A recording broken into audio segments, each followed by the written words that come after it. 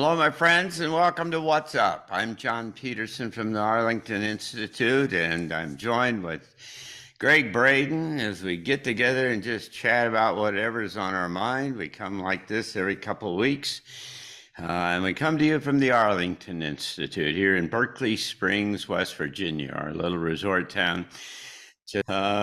Gregg, how are you? What's up? What you been Hey, thinking John. about? Well, as usual, it's good to see you. You know, the time between these conversations passes so quickly. I'm just amazed. It's been 2 weeks since we did our last conversation, and the last conversation was just recently posted on my YouTube channel.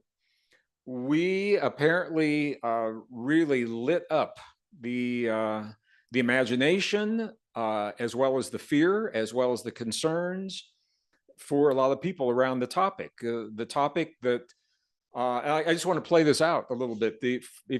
For those of you that were not with us in that last, I'm going to encourage you to check it out on the YouTube channel. But the bottom line was, I shared with John, I did a little exercise as a systems thinker. And if we take all the proposals that are being put into place right now with climate change and pandemic and war and all the things that are happening, and follow them on a vector, on a trajectory, what do they lead to? And the CO2 levels that are being proposed by the UN, the temperature levels, all of that. So I did that, and what the graphs, what the charts show is that we would have an Earth very different than the Earth we have today, that would actually push us back in a time, geologic time, that's called the Pleistocene, where the CO2 levels were about 150, 180 parts per million. Temperatures were cooler.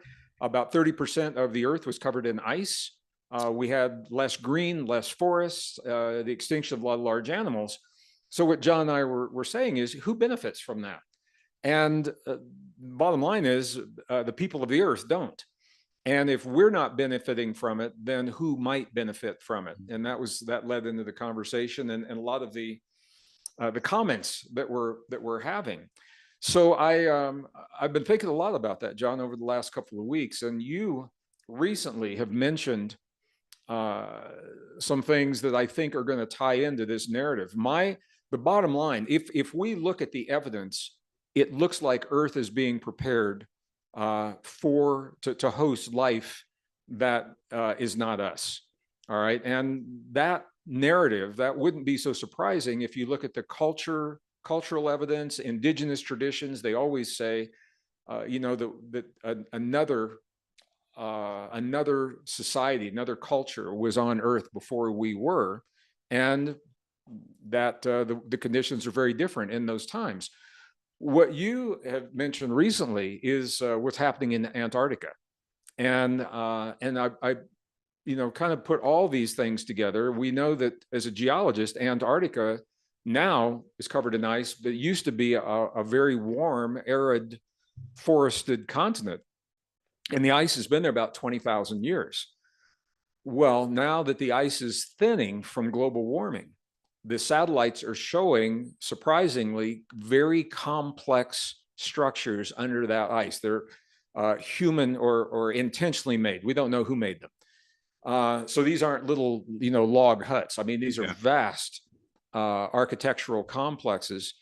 And the assumption is that who or whatever left those there, left them there before 20,000 years ago when the ice accumulated. And there's a good possibility that their technology would be intact in those, or at least some evidence of that technology would be intact. So, John, I think we're at this really critical threshold. All these changes are being proposed in the world. We are looking at creating an Earth very different than what we have right now. When the evidence comes to light, when the disclosure happens, when the evidence from Antarctica, it will come to light. When the evidence shows that the climate that's being proposed is not good for us. The bottom line, I think, for society is it just blows the narrative of the world and our place in the world that we've been led to believe. And I've been thinking a lot about this. How is that received? How are we really conditioned psychologically to all of a sudden? I mean, this isn't a gradual. I mean, this is going to happen pretty quickly. how is society going to deal with that? And how do we embrace that new story in a healthy way? And I think one of the things it's going to do, John, is it's going to tear down the them and us scenario that we have been conditioned, whether it's Earth or off planet, whether it's, you know, politically, economically. I Yeah. think a lot of these barriers are going to have to fall as we come to terms with the deep truth of Yeah. who we are and our relationship to the world. And so our conversation about carbon dioxide, Antarctica, uh, you know, disclosure, all of that, I think those are all feeding into whatever's going to happen with that new story. You make an interesting point, and that is that in fact that this could be some kind of an adhesive process that brings together and glues together humanity in the face of all this new kinds of things. The alternate track to that, of course, is that there is a split and there is one segment that just goes, you know, and backs up in fear and drives them off into the other direction. And the other segment kind of embraces and goes forward and is ready for all of this. And so there are two kind of interesting scenarios in there. I hadn't thought much about the fact that it could really be the thing that binds together a whole lot of people in the culture, in the civilizations around these new kinds of things. But it's going to, if it happens, it is going to be, or when it happens, I guess, it's going to be extraordinary. It has the potential.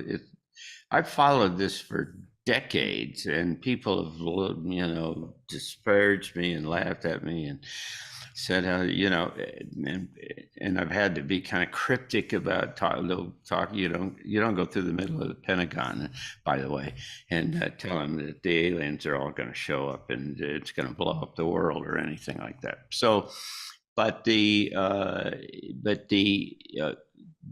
downstream implications of building a compatible and integrated kind of relationship with a society that was a million years old is just wild and crazy, and it's beyond our kind of ability to effectively think about, you know, really think about how that all might work, because it would essentially blow up all of the underpinnings of how we built our understanding, our paradigm of how this all works.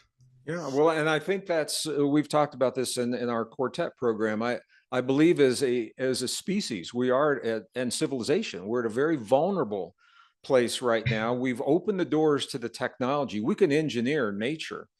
And what's so interesting to me, John, is, you know, we can edit genes and DNA in vitro right now. We understand the Higgs boson and the Higgs field and the underlying nature of reality. All of that, we still have yet to come to terms with who we are and our origin. And the old story is falling apart so quickly. Darwin's idea of evolution, the evidence simply doesn't support it. A lot of the college professors that have been teaching it know that what they're teaching is wrong. They don't want to mess with the change, so they're retiring. Now we've got new professors coming up through the ranks that are saying we can't teach this anymore. So and Greg, the same thing is happening with Einsteinian physics, in that there are, you know, the electric universe guys will just convince you for sure. I mean, if you're smart enough to follow them, that Einstein was wrong, and that it's not about magnet, it's not about gravity from mass, it's gravity from magnetism, and so on. And so there's just really big structural kind of fissures within all of this. Well, there is, and I think what it has the potential to bring us together with a new story that is that reflects the evidence, is based on and so inclusive of so many cultures and traditions that feel excluded today. I think we have that potential, and I think it's going to happen pretty quickly. But then I keep going back, and I'm looking at the World Economic Forum just finished their meetings. They published their notes about what they see happening in the world that used to not concern me at all, until they signed a formalized agreement with the United Nations that the UN would work to implement their vision through the Sustainable Development Goals. And now we're seeing the UN is trying to do essentially, or the proposal is to do what corporations do, to have lobbyists, to have UN lobbyists lobbying for reductions in CO2, lobbying for reductions in the temperature and health initiatives and things, lobbying Congress of the United States, and that's different than what we've ever had in the past. So we've got that going on. At the same time, we've got all the evidence telling us we're not what we've been told, and we're much more than we've been led to believe, and all of those are converging. They're all coming together at the same time right now. On the one hand, the other hand, we've got a generation of young people who are conditioned to disengage from any of this. Their world is TikTok and what they had for breakfast, and the perceived wrongdoings that their friends are doing, and that's their whole world. They're not, and I see some of these people when I'm traveling different cities, and I've seen interviews on major news networks. They'll ask young people on college universities questions about things that we would think would be taken for granted. They have no idea where nations are located. They have no idea about founding the United States Constitution. They have no idea about the basic function of the human body and how our immune system. They have no idea of any of this, and so it makes them very vulnerable to other people's ideas. It sets up a situation where there's a lot of fragments that can be brought together in a new configuration to go in a new direction, or consolidated to go off in the technocratic kind of direction as well. I mean, it's an amazing kind of time of flux. I mean, we're in this probably one of the most unique situations in history for 2 or 3 years of extraordinary kind of flux. If you believe Martin Armstrong, then after 2027, after there's been this global civil war, then it all starts to come together again around new geopolitical entities and new concepts. We've talked a little bit about new ideas about how government works and so on. And all of that just is a conventional trajectory that doesn't take into account, as you suggested, this possibility of a whole new kind of get catapulted into a new space that is largely colored by extraterrestrial life and ideas and understandings. I mean, it's just amazing time. It is, John. It's hard to have the conversation, as you said, without being ridiculed. You were in the Pentagon. I wasn't. I was working in the defense industry in the 80s during the Cold War. And among our cubicles, we didn't have full offices. We had, government cubicles. We would have these conversations, but you couldn't have them within earshot of your supervisors or anybody else, because everybody thought it was crazy. But again, you look at the from an unbiased perspective, just take the facts. If we were to achieve all of the climate goals that are being proposed by the WEF, implemented through the UN, and now big tech is on board with this, it puts us right smack into the Pleistocene epoch, is what it's called. It's not the era, it's the Pleistocene epoch. Why is that important? It happens to be when the first humans emerged on Earth about 200,000 years ago. It puts us into the temperature range of a much cooler planet, not ice age necessarily, but a cooler planet, lower CO2 levels, life much less abundant right now. And then when you look at the indigenous traditions, I have not studied every indigenous tradition in the world. Every indigenous tradition in the world I've ever studied, every one down to the T, John, every one of them says we are the product of a greater cosmic community. Not one of them says anything about us evolving slowly, gradually over long periods of time, more primitive forms of life. And they say these things independently. So when you look at the stories, you look at the Sumerian history, you look at the Egyptian history, the Aboriginal history, from the Andean cosmology, we emerge during this time, and those that are responsible for our emergence, they say, come back. And they come back at the end of this great cycle. Well, the end of the great cycle, the Mesoamerican end was 2012. That was the big deal about 2012. But there's a buffer. It's an 18-year buffer on either side, and that 18-year buffer ends in the year 2030, when so many of these narratives and initiatives are the goals are for them to be achieved at the same time. Also, now this is another vector coming in. We talk about natural phenomenon. Our lives are deeply interconnected with the magnetic fields of the Earth and of the sun. They're related. Magnetic field affects every blade of grass, every form of life, every CEO of every corporation, every leader of every nation. And our magnetic field is a mysterious phenomenon. It's believed to be driven by the motion of the core inside the Earth relative. It's spinning independent of the inner core, spinning independent of the outer core. Outer core is spinning independent of the mantle, and the mantle independent of the crust. Just this week, the scientific community released a report saying it looks like our inner core has either slowed to an I saw that. Yeah. imperceptible rotation, or it may have stopped altogether, which we know it's done in the past. And when that happens, it is a precursor to a magnetic pole reversal.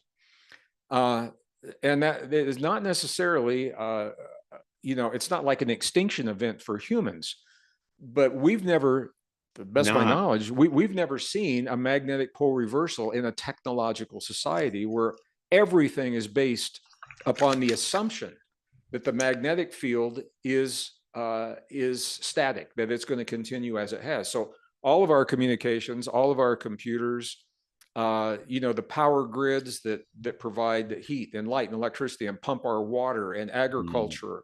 I mean, everything. The memory on our hard drive is linked to the magnetic field of the planet. The memory on our flash drives. If we lost that field for a period of time, which our ancestors say has happened in the past, then we would lose so much of the information at the time we stopped writing it. We would have our written material, but we'd lose a lot of that digital information.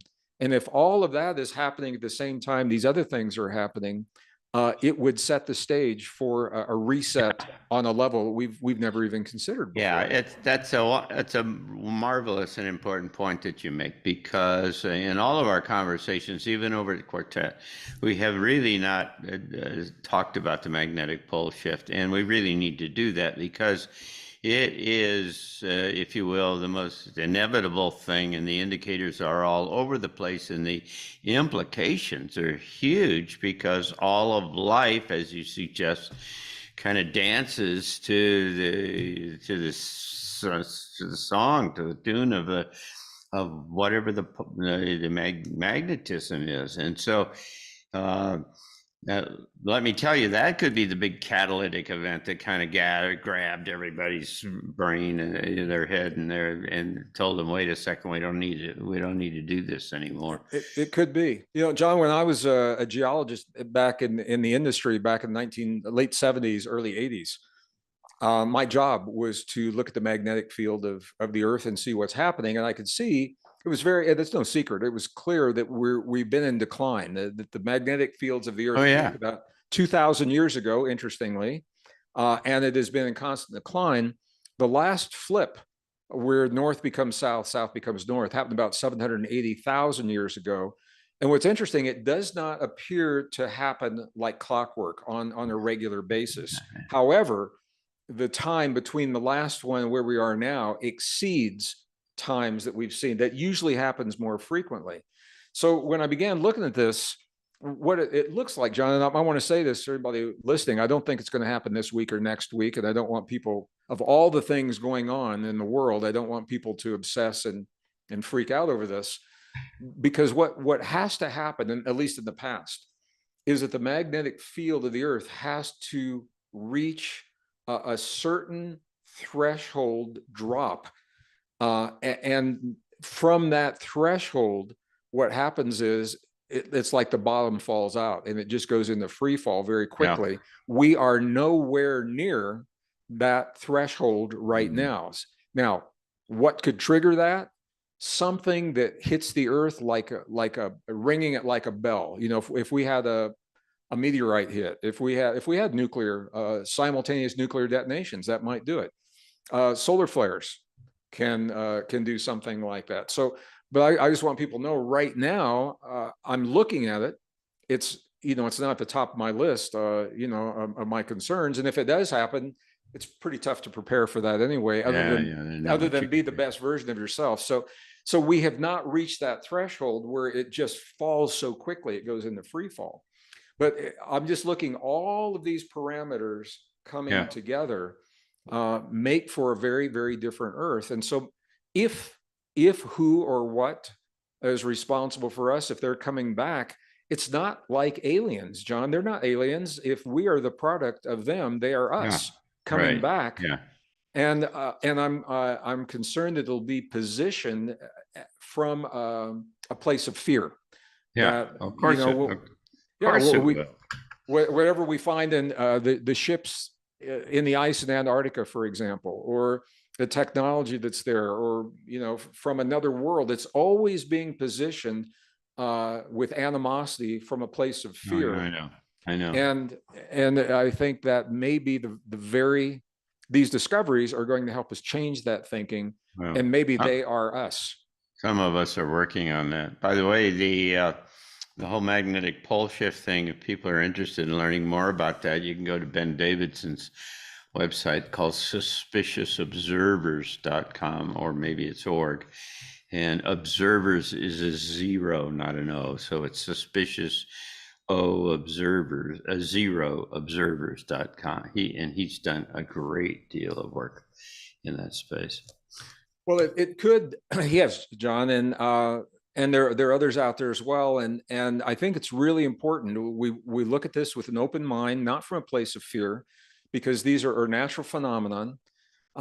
Because one of the beautiful things that could come from a pole reversal is that our memories, the memories of our hurt and of our suffering, and of our differences and the wars that have happened in the past, those memories would be vulnerable to those magnetic fields. And it's very possible that we could come out on the other side with a very, very different maybe that's the reset of the AI or something like that. Well, if we're in a simulation, and again, we've had that conversation. I mean, we're all over the map on this conversation, but if as the evidence suggests that we are living a virtual reality, a simulation, as a computer scientist, what I have to say is that even on a massive scale, there would be limitations of how much data can the simulation hold, and is it on a timer? So, you know, do we go out and look in the sky and do we see in the clouds it says time out?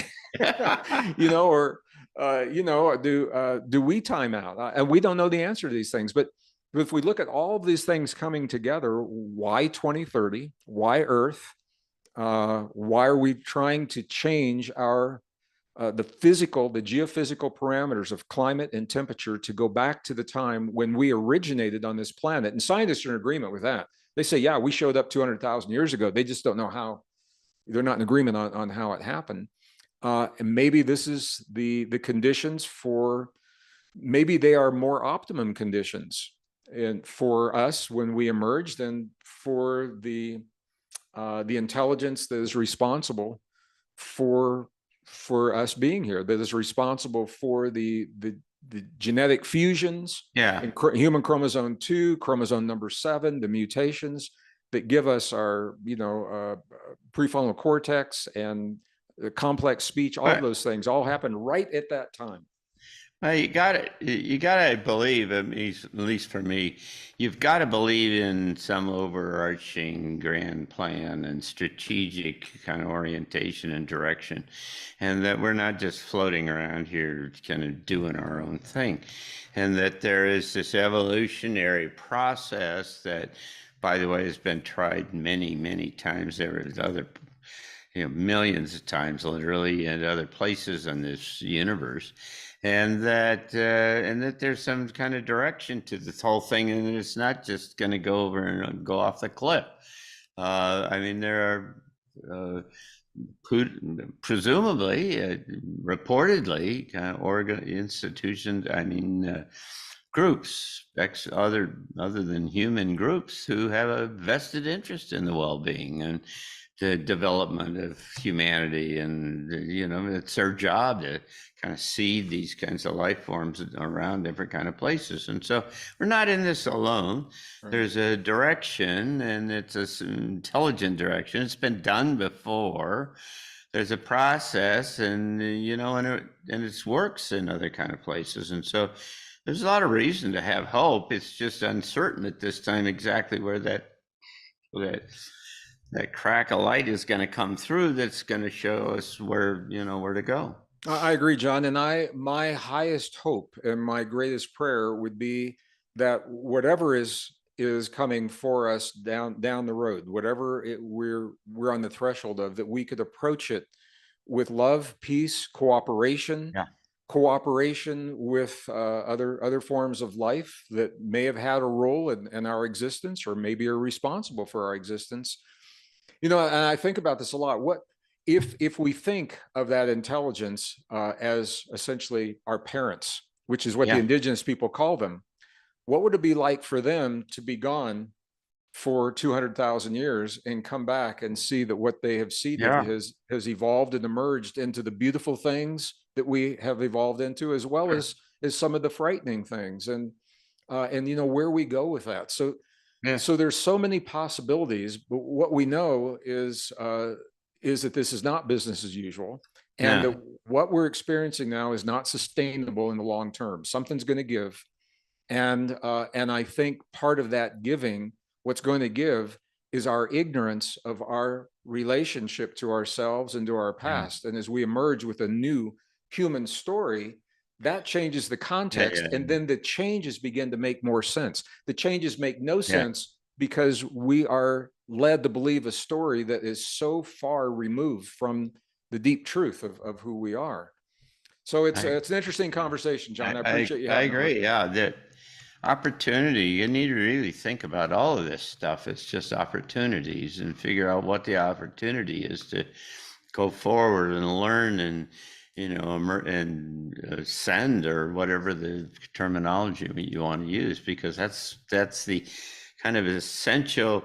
The whole idea is about expanded awareness, right? How do you within each step of how this goes, open your aperture to be able to see life and see yourself in a larger, in a more sophisticated kind of way. And so each one of these seeming disruptions are but opportunities to allow us to kind of see ourselves differently. So it's a fascinating time. Well, the fact that we've been having the conversation, John, I think has to be part of. We wouldn't have had this conversation, at least we wouldn't have had it on YouTube, 10 years ago, 5 years ago. And you and I typically, our viewers know this, we typically have these conversations in your vehicle when you drive from Berkeley Springs to DC to pick me up from the airport. So we're just sharing with our community what a little conversation we would have typically had in the vehicle on the way to a transitions event. So, and speaking of vehicles, you got to go jump on an airplane, so I'm going to let you go. And thank you very much again, as always, for these delightful conversations. And for those of you who are viewing, thank you very much for being a part of us, and come back again. You find out a whole lot more about what we're doing at arlingtoninstitute.org. This is one of a number of programs that we have, and we come to you from our little resort town in West Virginia, Berkeley Springs, West Virginia, and we hope you'll come and visit sometime. So thanks, Greg. Be well. Thanks so much, John. Take good Fly care. well. Thank everyone See you for later. sharing part of Take your care. day with us.